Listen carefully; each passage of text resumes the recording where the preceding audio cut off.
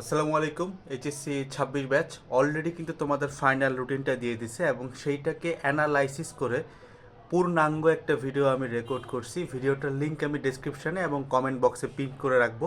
ওই পিন করা কমেন্ট থেকে ভিডিওর লিঙ্কে ক্লিক করে ভিডিওটা দেখে নিও।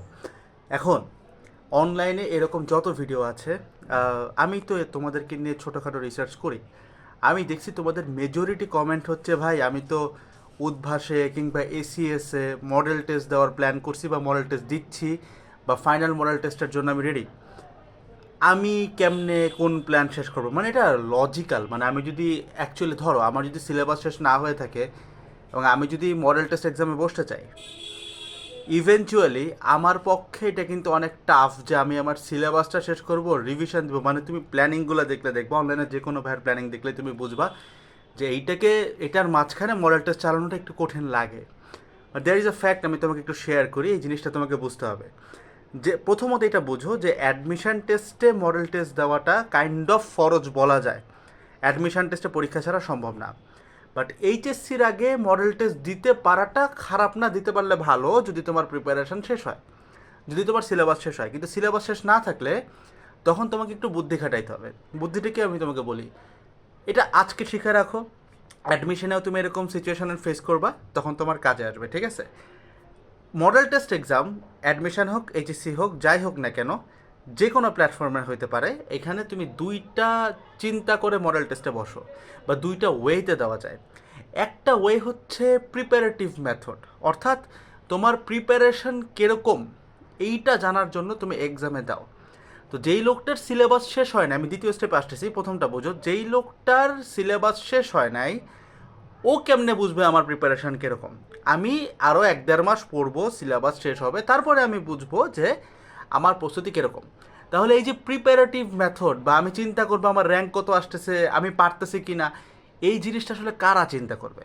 এটা তারা চিন্তা করবে যাদের সিলেবাসটা কি বলতো শেষ গেল, ক্লোজ। এবার আসো যে ভাই আমার এইটা মেজরিটি পার্ট আর কি, এটা বলতেছি যে আমার সিলেবাস শেষ হয় নাই, আমার কি মডেল টেস্ট দেওয়া উচিত? ভাই আমি তো ভর্তি হয়ে গেছি, আমি এটাকে অপচয়ও করতে চাচ্ছি না। এই ক্ষেত্রে কি করা যায়? কথা হচ্ছে এই ক্ষেত্রেও এক্সাম দেওয়া যায় এবং এটাকেও আউটপুট আকারে ভালো আউটপুট বের করতে পারবা। এই মেথডটাকে বলা হয় স্ট্র্যাটেজিক্যাল মেথড। স্ট্র্যাটেজিক্যাল মেথড বলতে একটু মিলায় নেওয়ার ট্রাই করো। তুমি আজকে মানে জন্ম থেকে এখন পর্যন্ত যতগুলো এক্সাম দিছো, সবগুলো এক্সামে তুমি কিন্তু শুধুমাত্র উত্তর পারো নাই দেখে যে ভুল করছো, ব্যাপারটা কিন্তু এরকম না। তোমার ভুল করার মধ্যে অনেক কিছু ছিল, যেমন হয়তো তুমি অপশান ভুল দাগাইছো, হয়তো ক্যালকুলেটারে একটা বোতাম ভুল চাপছো, হয়তো ক্যালকুলেশন মিস্টেক করছো, জিনিস তুমি পারো ভুল করছো, হয়তো প্রশ্ন পড়তে ভুল করছো, হয়তো সময়ে উত্তর করতে ভুল করছো, হয়তো সূত্র মনে আসে নাই। এগুলো কিন্তু তোমার প্রস্তুতির সাথে ডিপেন্ড করে না। এই জিনিসগুলো কিন্তু তুমি প্রিপারেশন দিয়ে ফিক্স করো না। এই জিনিসগুলো ফিক্স করো কি দিয়ে? প্র্যাকটিস দিয়ে। প্র্যাকটিস করে করে, মানে বারবার মডেল টেস্ট এক্সাম দিয়ে দিয়ে আমি আমার ক্যালকুলেটিভ মিস্টেকটা সরাইতে পারি। আমার ক্যালকুলেটারে প্রবলেম হয় ভাই, সরাইতে পারি। ফর্মুলা মনে থাকে না, সরাইতে পারি। এই ধরনের যে এক্সামগুলো, এইটাকে বলা হয় ভাই স্ট্র্যাটেজিক্যাল এক্সাম। অর্থাৎ এইখানে তুমি যখন যাচ্ছ, তুমি র্যাঙ্কের জন্য যাচ্ছ না। বাসায় তো কথা শোনাবে, বাসায় তোমার এমনিও কথা শোনাবে, তুমি যখন এক্সাম দিচ্ছ এমনিই তোমার কথা শোনাবে। সো তোমাকে চিন্তা করতে হবে, বাসায় কথা শোনাবে, কোনো সমস্যা নাই। আমি আমার বেস্টটা চিন্তা করব। আমি যদি চিন্তা করি যে ভাই আমি সিলেবাস শেষ হয় নাই, তাও আমি 100% র্যাঙ্ক উঠাবো, এমনিই তোমার খারাপ হবে। সো কথা যেহেতু শোনাই লাগবে, আমি আমার ভালোর জন্য কথাটা শুনি, তাইলে আমি চিন্তা করবো ভাই এই এক্সামে আমি বসতেছি, আমি জানি আমার মাথায় কিছু নাই, আমি জানি আমার সিলেবাস শেষ হয় নাই, এই এক্সামের সিলেবাসও শেষ হয় নাই।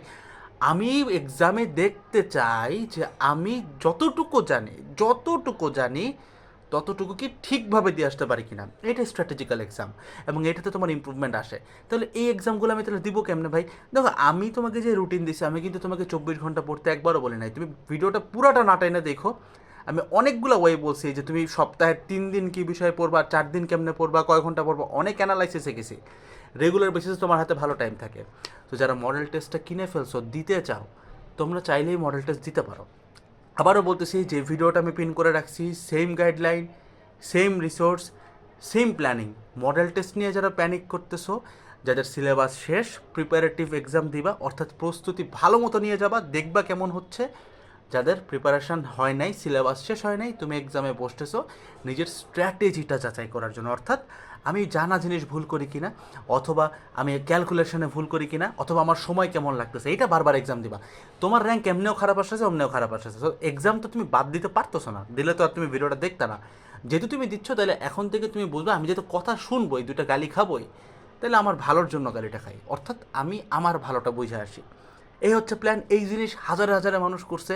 ইভেন আমিও নিজে যখন বইটার প্রেপ নিয়েছি কোভিডের সময়, অনেক সময় এরকম হয়েছে যে একটা এক্সাম পার্টিকুলার সিলেবাসটুকু আমার উপরে দখল নাই, স্টিল আমি এক্সামে বসছি জাস্ট দেখার জন্য যে স্ট্র্যাটেজিক্যালি আমি কতটা ভালো করতে পারি, ঠিক আছে।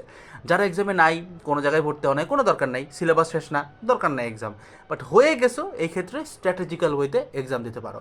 ভিডিওর লিঙ্কটা আমি ডিসক্রিপশনে দিয়ে রাখছি ভাই, ভিডিওটা পুরোটা দেখো, একদম রুটিন ধরে ধরে অ্যানালাইসিস করছি, same resource, same guideline, same method, same strategy, ঠিক আছে। আসসালামু আলাইকুম। আই গেস আর কোনো টেনশন নেই ভাই, এবার পড়তে যাও, টাটা।